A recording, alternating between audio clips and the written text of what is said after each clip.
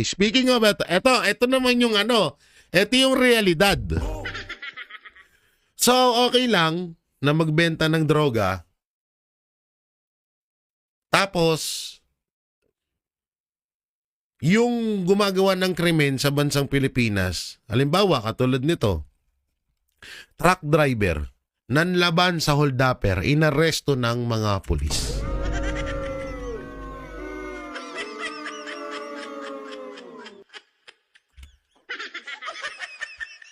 Tingnan nyo truck driver na nanglaban sa holdupper para hindi siya ma-hold up, inaresto ng pulis. Malamang sa malamang tong holdupper na to, addict din to.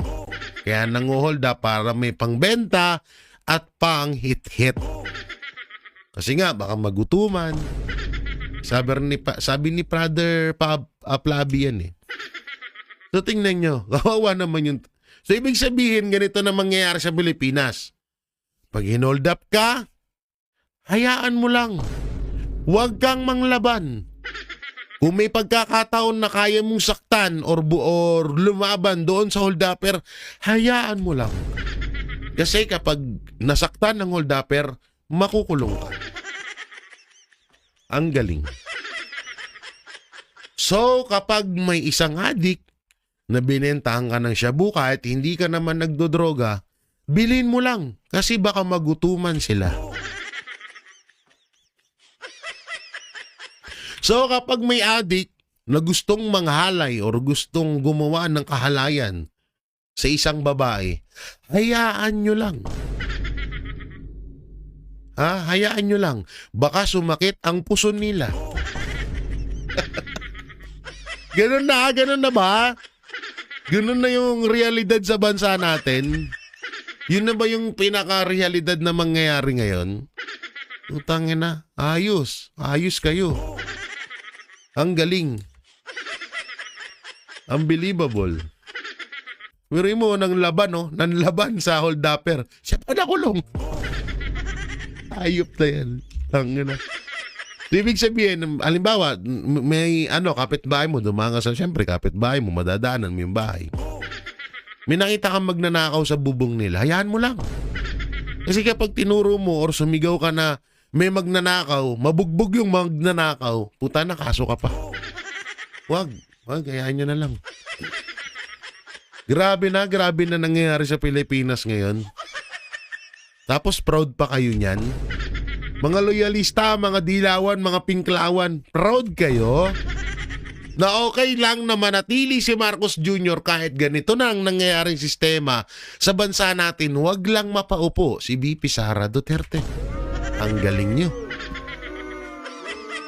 Iba din. Okay? Putangin ang mukha yun. Akala ko si yung sa unang hirit. Sabi niya rito, Representative Joel Chua, pag-aaralan kung posible bang sampahan ng kaso ang mga ex-marines nagdawit sa kanila. Isa pang realidad na nangyayari sa bansa ngayon. Pag ikaw may inamin na krimen na ginawa ng isang kilalang personalidad, kagaya ng mga congressman or mga representative, dalawa lang pupuntahan mo. Kung hindi mamatay ka, makukulong ka. Isa din sa realidad na nangyayari ngayon yan. Kaya ang gawin nyo, ang gagawin, huwag ka na lang magsalita. Delikado eh. Pag lumabas ka, magsasalita ka na, inutusan ako na ganito na napatayin si ganyan. Inutusan ako na ganito na magbenta ako ng pulburon na ganyan. Inutusan ako ni ganito na dalhin tong pera sa ganon. At ngayon sinasabi ko na, eto resibo, eto picture, eto ebidensya. Ang masakit, ikaw pa makukulong. Ikaw pa iimbestigahan. Yan ang pinakamalapit din. Ikaw pa iimbestigahan. Diba? Pero yung mga dapat imbestigahan na mga witness katulad nila Bernardo, nila Alcantara, nila Hernandez, Diskaya, nga. Wala. Nga bells. Kasi, ang rules, maging witness ka pero wag mong ituturo si Marcos Jr. at Martin Romualdez. Yan ang rules. Yan ang password ngayon sa Pilipinas. Yan ang pambansang password. Ha? Yan ang pambansang password. Wag mo lang mabanggit si Speaker Martin Romualdez at si Marcos Jr. Okay ka. Okay. O ano naman to, Kiko Barsaga? Ang anak mong si Congressman Ralph Tulfo ang may pinakamalaking flood control sa Quezon City. Na dito, wala naman ako masyadong alam dito. Tsaka wala namang masamang sinabi si Congressman Kiko, kundi sinabi niya lang na si Ralph Recto ang may pinakamalaking flood control sa Quezon. Ako, hindi pa ako nakakapunta dyan sa Quezon, pero shoutout po sa mga tiga Quezon City. Kamusta naman kayo diha? Kamusta naman kayo dyan? Yung mga flood control nyo, okay naman ba? Yung pamamalakad ni Ralph Tulfo, okay naman ba? So, mga tiga Quezon City ang talagang magpapatunay niyan. Okay, lipat tayo kasi wala namang masyadong dyan, no? Okay, eto pa isa malapit. Hepe na hindi nakapigil sa traffic sa pagdaan ng convoy ni PBBM sa Cebu, tinanggal.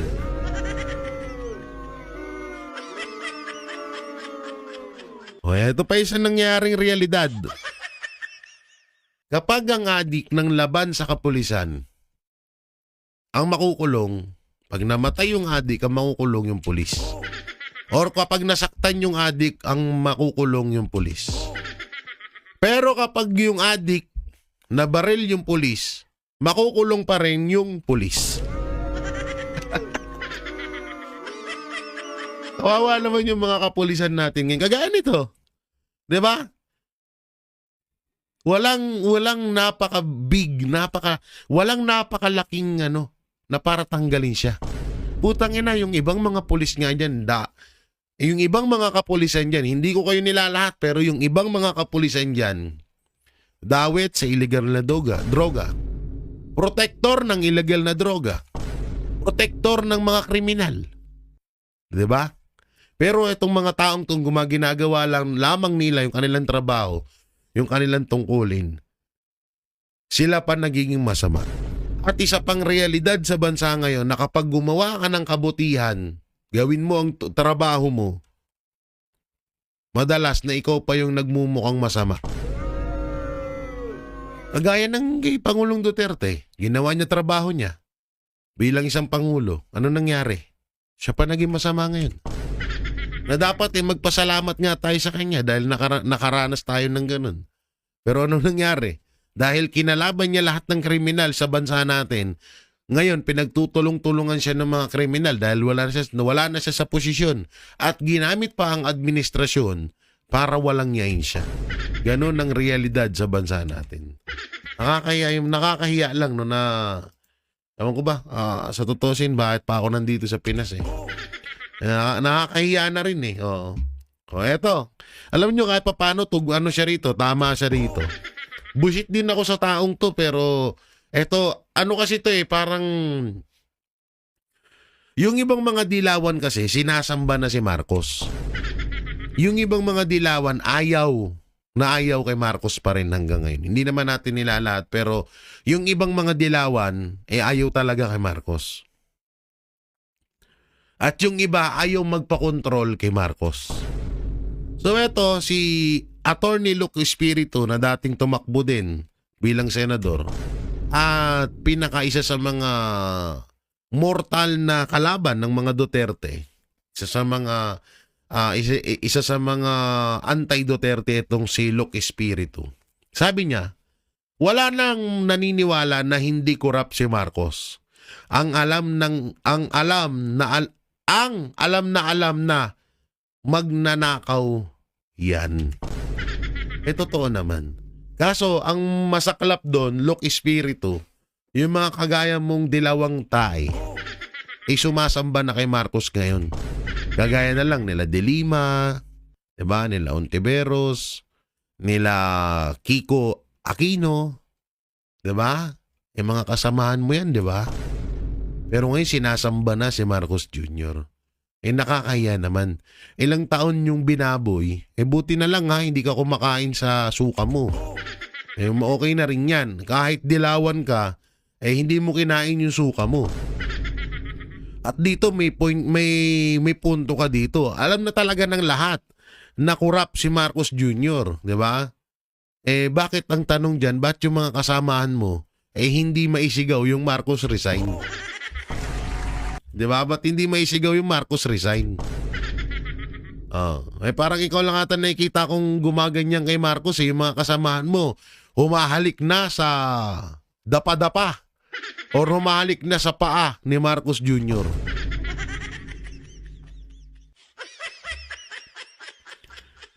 Ay, nako.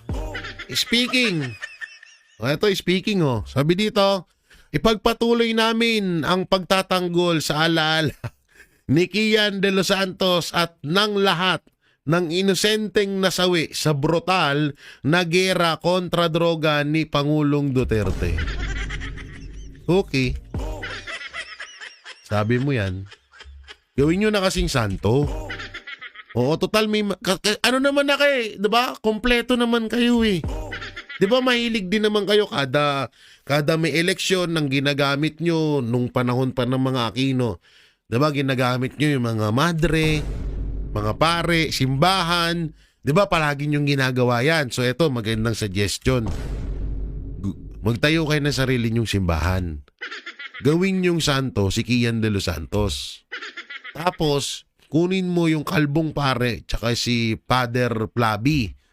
Yun. Kada eleksyon, may sariling na kayo.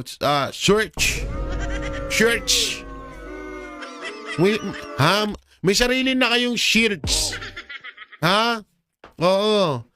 Total, kompleto na Gawin yung santo to, si Kian. Tapos yung mga ibang adik na mga namatay. Di ba kompleto? Lagi nyo namang ginagawa yan, di ba? Minsan nagpapamisa kayo sa puno. Nagpapamisa yun sila sa puno. Nakita nyo yung picture ni De Lima nung eleksyon, nung 2025. Asan siya nagpapamisa? Di ba sa 3 puno? Para dun daw sumanib sa puno yung demonyo na nananalaytay kay Laila De Lima. Marami naman na kayong mga pari na mga mga nahuon na nyo, kasamahan nyo dyan. So magtayo na kayo ng sarili nyong relihiyon, tapos gawin yung santo yung mga adik na pinagtatanggol nyo ngayon.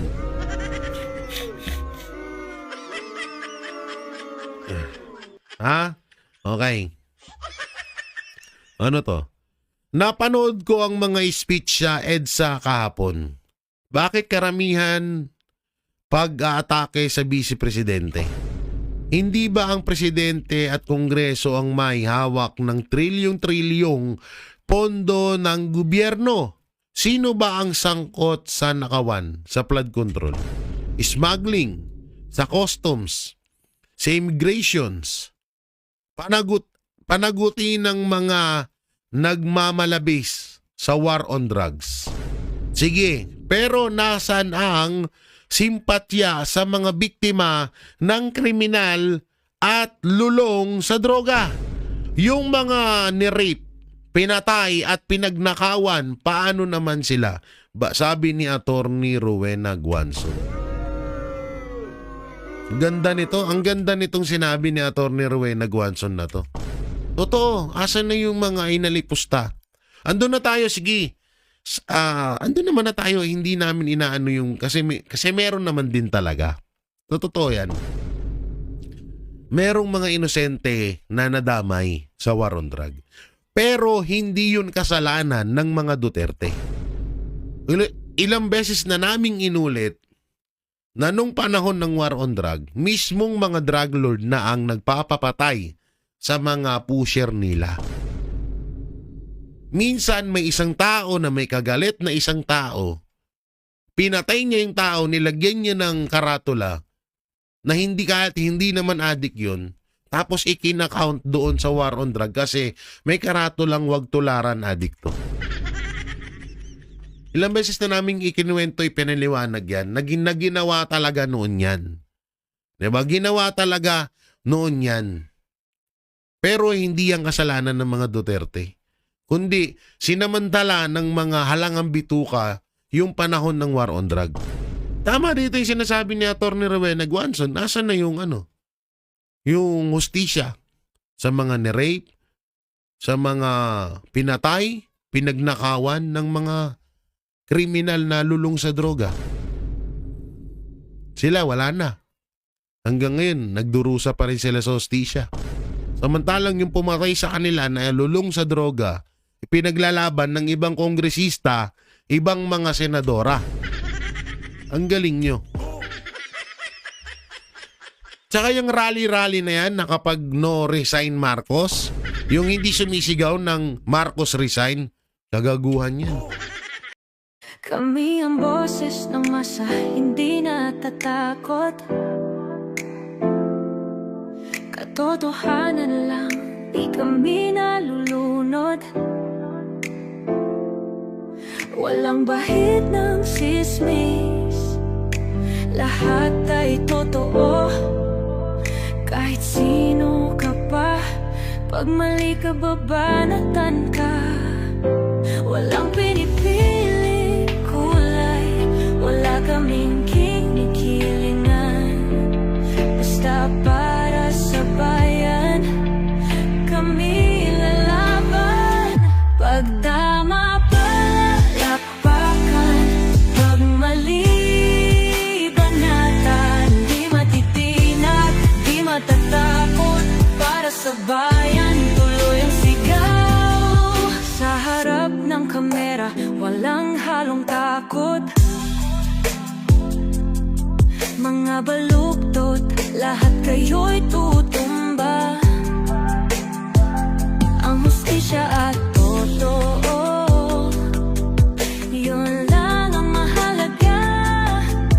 Kahit sinong harang, di kami matitinag. Walang pinipiling kulay, wala kaming kinikilingan. Basta para sa bayan, kami lalaban. Pag tama palakpakan, pag mali banatan. Di matitinag, di matatakot, para sa bayan tuloy ang sigaw. Kung nasa tama ka, ikaw ay aming kasama. Pero pag mali ka, handa ka na bang mabasag? Banateros kami, walang inuunan. Dahil bayan muna, bago ang sarili.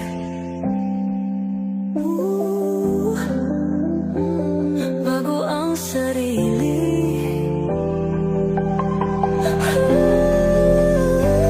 Pag tama palakpakan, pag mali banatan. Banateros ang sigaw, katotohanan ang